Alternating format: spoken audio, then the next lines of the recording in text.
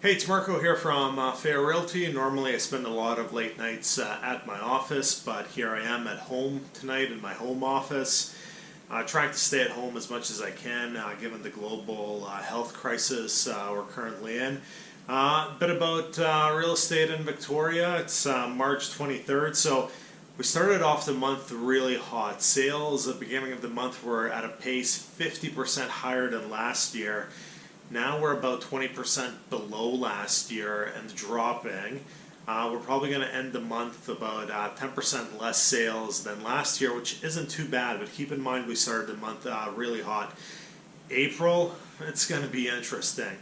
What people want to know is prices. What's going on with prices? And believe it or not, prices have remained relatively stable so far. Why is that? Well, that's because a lot of people have pulled their listings from the market and a ton of people are delaying listing their property. So there's very little inventory out there and there's very little quality inventory out there. So even today, when sales were, we had about 21 sales last year, we would have had about 50 sales. So in this same day, so sales today were down quite a bit. There was still a number of properties going over asking price because there's simply such low inventory.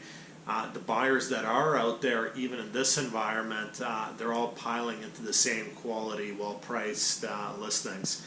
There's still people buying, believe it or not. There's still people selling, believe it or not. Typical example of a person buying is maybe they've sold a home already and they simply have to find something.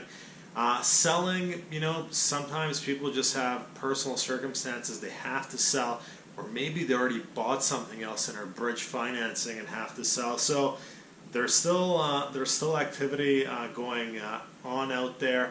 Personally, I'm not really willing to take on any listings unless they're vacant. I just think there's way too much going on to take on tenanted properties or properties with owner-occupier, especially elderly owner-occupiers. And then in terms of buyers, I think there's lots of people looking for opportunities out there. But if you want an opportunity, you got to be realistic about it. Not making a lowball offer subject to the sale of your property that's probably not going to sell given the circumstances is not going to be very appealing to the seller. But if you have cash or you're in a position that you don't need financing, there's probably going to be some deals to be had out there, but you got to go in with the smart offer. Maybe do your diligence ahead of time and come in with an unconditional offer. There's going to be sellers out there looking for certainty, and you, as the buyer, if you can provide that certainty, you can maybe get a deal on a property. That's it for this week. Marko, Juras, Fair Realty.